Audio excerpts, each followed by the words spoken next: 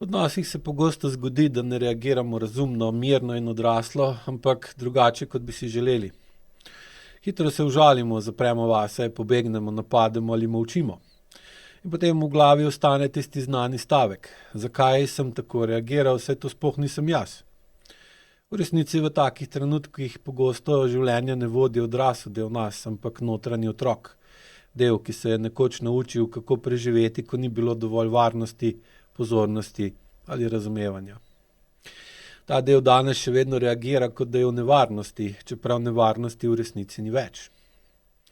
Notranji otrok je lahko v nas, lahko pa je tudi v partnerju in pritisk, tempo ali ton glasu ga lahko sprožijo, da se močno odzove in s tem v nas izzove odziv, ki spominja na stare situacije, ko smo mi kot nestrpen otrok sprožili odziv pri staršu.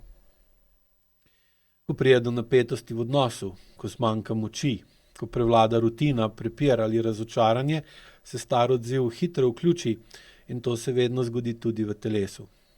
Telo se napne, dih se skrajša, glas postane oster ali hladen, besede zadanejo, pogled izgubi toplino in postane prazen ali pekoč.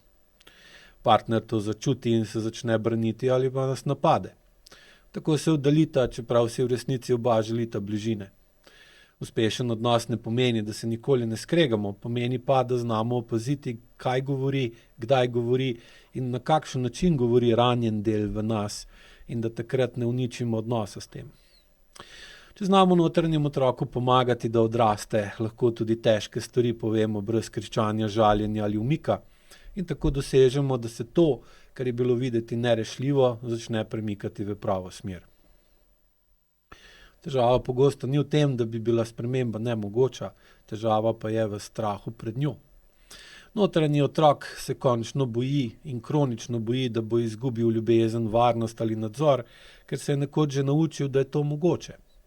Zato se je zaprl v telesni oklep in se v določenih delih razvoja ustavil.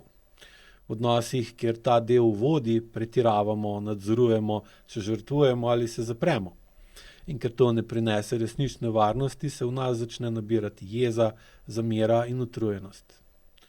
Bližina, dotik, nežnost in spolnost ne izginejo kar same od sebe, izginejo pa takrat, ko je v odnosu preveč nerazrešene napetosti in ko je v telesu preveč kronične nezrelosti, ki jo hranijo stari odzivi.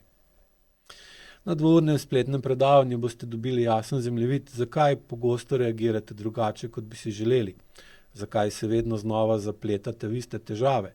Zakaj v ključnih trenutkih ne odločate vi, ampak stari odzivi in kako lahko postopoma začnete reagirati drugače, tako da odrasli del vodi notranjega otroka in ne obratno.